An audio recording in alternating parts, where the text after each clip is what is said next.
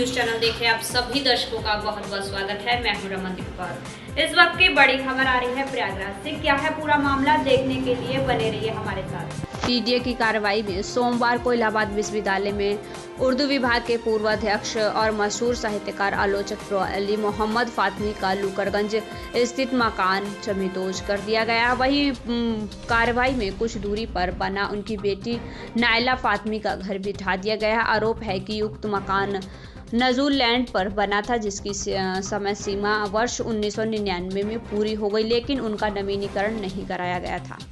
जबकि प्रो फातमी का कहना है कि वर्ष 1999 में ही पहली किस्त के तौर पर 14,000 रुपये जमा कराए गए थे, लेकिन कार्रवाई आगे नहीं बढ़ी। उनका कहना है कि उनके घर के बगल में पूर्व सांसद अतीक वाला एरिया था, जिससे उनका कोई लेना देना नहीं है, ये सिर्फ अफवाह है। वर्ष 1988 में महमूदा बेगम से बाकायदा रजिस्ट्री कराई थी, लेकिन पीडीए का कहना है कि लीज खत्म होने के बाद यह अवैध हो गया। भारी मन से बहस बस इतना ही कहा कि 6 तारीख को नोटिस दिया गया और 7 तारीख को मकान खाली कराने लगे। इतना भी वक्त नहीं दिया कि सामान सही से हटा लेते। हर सामान इस तरह से ले भाग रहे थे जैसे आग लग गई हो। अब वो दर्दनाक मंजर है जिसे अब बयान नहीं कर सकता। 32 साल वहाँ रहा एक टीचर तिनका जोड़कर अपना आशियाना बनाता है। अवैध है तो पूरा लूकरगंज, पूरा शहर जो नजूल पर है अवैध है। उनके मकान में लाइब्रेरी भी थी, जिसमें करीब 5,000 से ज़्यादा खास किताबें थी। उनकी बेटी नाइला फातमी कई बरस पहले कुवैत में रह रही। बड़ी बेटी नाइला फातमी के लिए प्रो अली अहमद फातमी ने पास में एक प्लॉट लेकर बनवाया था, वह भी ढा दिया गया।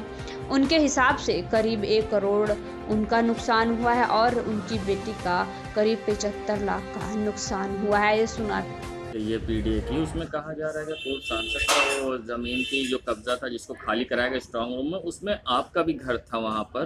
किस तरह से कार्रवाई हुई और क्या पूरी कार्रवाई थी उसके बारे में बताएं। देखिए, सांसद जी का घर वह जो हिस्सा होगा, मुझे उसकी तफसील नहीं मालूम। वो कब्जा था सही था, मैं इस पर कोई कमेंट नहीं कर सकता। लेकिन जिस पोर्शन में हम लोग रहते थे उसका सांसद से कोई लेना देना नहीं था। वो महमूदा बेगम की ज़मीन थी, हमने उनसे ख़रीदा था। कहीं बीच में नहीं आते आतिफ साहब। तो ये तो वहम है और ये अफवाह है, और हमने उनसे कोई ख़रीदा वरीदा नहीं। अब दाएं बाएं जो और प्लाट थे उस पर उनके कब्जे भी थे और मुकदमे भी थे। मुकदमा जीते भी हारे भी। बहरहाल फिर डिस्ट्रिक्ट एडमिनिस्ट्रेशन ने दाहिने तरफ वाला कब्ज़ा करके एक नोटिस लगा दी कि बाएं तरफ वाले के कब्ज़े पे भी उनकी नज़र थी, और फिर एक दिन आए उसको भी कब्ज़ा कर लिया। बीच में हम लोग थे जिसका उनसे कोई लेना देना नहीं था, लेकिन फिर क्यों हमको वहाँ से हटाया गया, ये मैंने जब जांच पड़ताल की तो जो मुझे पता चला कि ये यहाँ पे एक सरकारी कार्यालय खुलने वाला है, इनको यहाँ से वहाँ तक पूरा प्लॉट चाहिए था, और हमको बस इलीगल मतलब लीगल नोटिस दे दिए, ये कह के कि इलीगल कंस्ट्रक्शन है और ये है नज़ूल है और इसकी मियाद पूरी हो गई है वगैरह वगैरह। अब देखिए, सरकार जिसको हटाना चाहे तो उसके पास 50 बहाने होते हैं हटाने के, लेकिन ना हम लीगल कंस्ट्रक्शन किया हमने, ना इलीगल तरीके से लिया। भाई प्रॉपर नज़ूल की लैंड है, और पूरा लूकरगंज नज़ूल की लैंड पे, पूरे सिविल लाइन नज़ूल की लैंड पर बटा हुआ, और सब जगह की लीज़ ख़त्म हो चुकी है।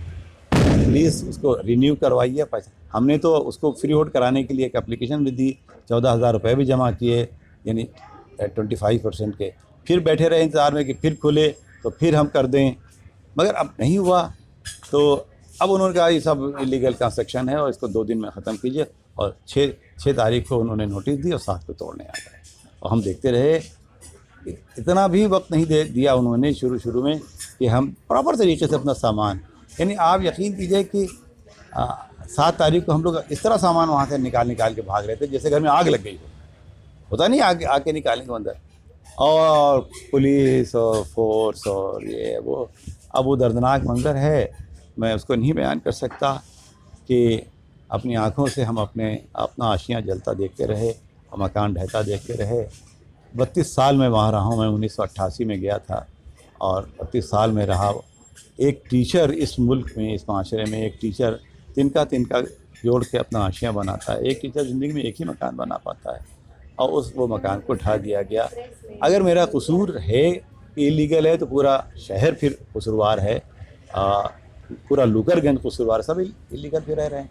जबकि मैं ऐसा नहीं कह रहा हूँ कि सब इलीगल है, सब टैक्सेस भी दे रहे हैं, सब बिल भी जमा कर रहे हैं, वाटर टैक्स भी जमा कर रहे हैं। और अगर नज़ूल की लैंड पे रहना जुर्म है तो फिर लोग क्यों रह रहे हैं, उनकी रजिस्ट्री भी क्यों होती है, रेवेन्यू फीस भी ली जाती है। और उसके बाद आप ये कहेंगे नज़ूल लैंड तो जब चाहे हुकूमत ले सकती है।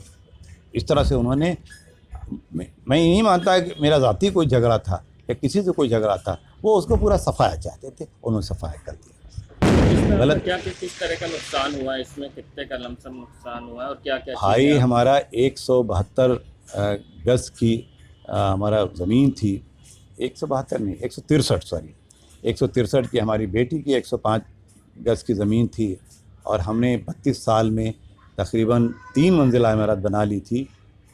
दूसरी मंजिल पर एक बड़ा हॉल था जिसमें हमारी लाइब्रेरी थी, जिसमें कम से कम 5-6 हज़ार किताबें थी।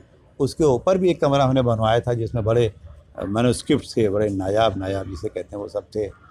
और इस वक्त वो घर 1 करोड़ से कम का नहीं था। इसी तरह से मेरी बेटी का भी मकान 75 लाख से कम का नहीं था। इतना खूबसूरत, उसने कुवैत में रहती थी वो अपने शौहर के साथ, और अपने बच्चों की तालीम के लिए वो कुवैत छोड़ कर आई। मैंने ही उन बच्चों का दाखिला सेंट मैरीज़ में, बॉयज़ में इसमें कराया, और उसको गाड़ी खरीदी और गाड़ी चला 12 सब। वो अब बताइए, अपने बाप की मोहब्बत में आई, अपना सब कुछ खो बैठा। मेरा तो दोहरा नुकसान है, मेरा अपना भी मकान गया, मेरी बेटी का मकान भी गया। पीटीए जोनल अधिकारी आलोक पांडे का कहना है कि उक्त मकान नज़ूल लैंड पर बना था, जिसकी समय सीमा वर्ष पूरी हो गई, लेकिन उनका नवीनीकरण नहीं कराया गया था। पीडीए के द्वारा अवैध निर्माण और जिनके नक्शा पास नहीं है उन पर कार्रवाई हो रही है, और जो वो बता रहे हैं जमा करने की बात, वह काफ़ी पहले जमा किया गया था, और जो जमा करने का टाइम था वह मिस हो चुका है।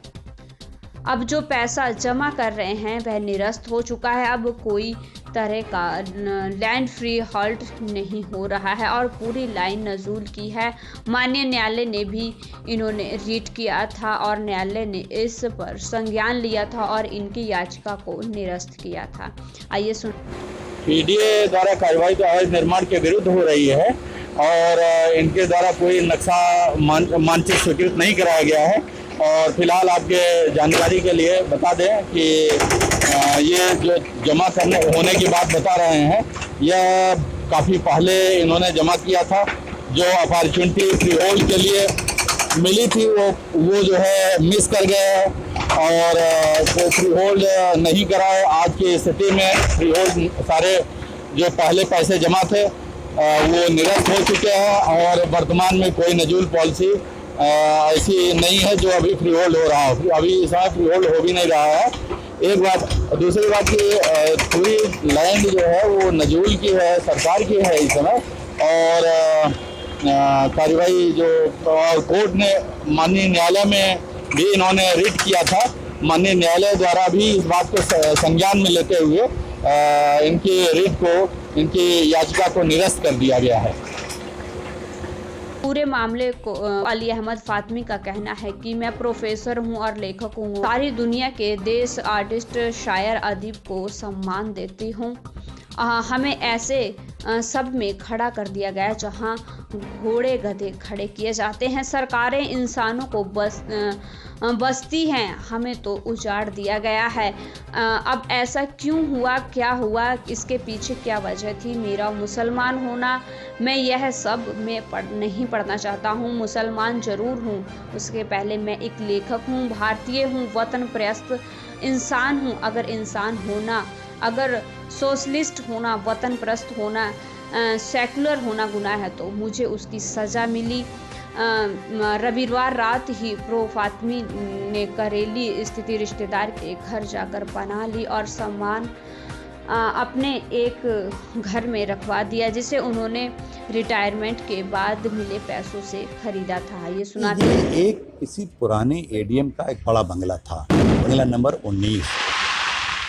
वो जब रिटायर हो गए, अब मैं मुझे बहुत सारी कहानी तो मुझे भी नहीं मालूम, लेकिन उन्होंने अपने पेशकार मसूद अली सिद्दीकी से कहा कि भाई इसको भिजवा दो।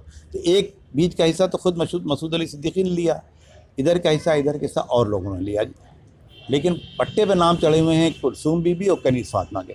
लेने वालों ने अपनी अपनी बीवियों के नाम लिखे। जैसे मेरे पट्टे पर लिखा हुआ है महमूदा बेगम का नाम, जो मसूद अली सिद्दीकी की बीवी थी। तो हमने तो महमूदा बेगम से ख़रीदा और हमने रजिस्ट्री कराई उन्हीं के नाम से, उनके उससे। तो अब इसमें अतीक का दखल क्या है कितना मैं तो नहीं जानता, कहीं उसमें नहीं है। डायरेक्ट इनडायरेक्ट क्या है मैं इसकी तफसील में नहीं, मैं मुझे लेकर देना भी नहीं, मुझे क्या इस पर। मेरा अपना मकान क्लियर था, रजिस्ट्री कराई, दाखिल खारिज कराई, सारे टैक्सेस जमा किए, ये क्या वो क्या। अब नुज़ूर लैंड पे तो पूरा शहर बसा हुआ है। आपको नोटिस भी नहीं मिली है? बट नोटिस भाई 6 को मिली, एक दिन पहले। अब इसके आप जो मकान आपको गिर गया है, जिस तरह की कार्रवाई, उससे आप शासन से क्या?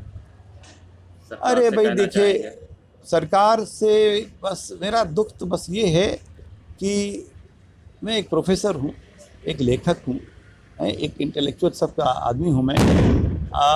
कम से कम सारी दुनिया के देश और सरकारें आर्टिस्ट को, शायर को, अदीब को एक मान सम्मान देती हैं। हमें तो ऐसे सब में खड़ा कर दिया गया जहाँ घोड़े गधे खड़े किए जाते हैं। सरकारें इंसानों को बसाती हैं, हमको तो उजाड़ दिया गया। हुकूमतें तो मकान देती हैं, हमसे मकान छीन लिया गया। अब ये ऐसा क्यों हुआ, क्या हुआ, इसके पीछे मेरा मुसलमान होना या उनका ये होना या उनका वो होना, कि मैं ज़्यादा ये सब मैं पढ़ना नहीं चाहता। मैं इतना जानता हूँ कि मैं मुसलमान ज़रूर हूँ, लेकिन मैं एक लेखक हूँ।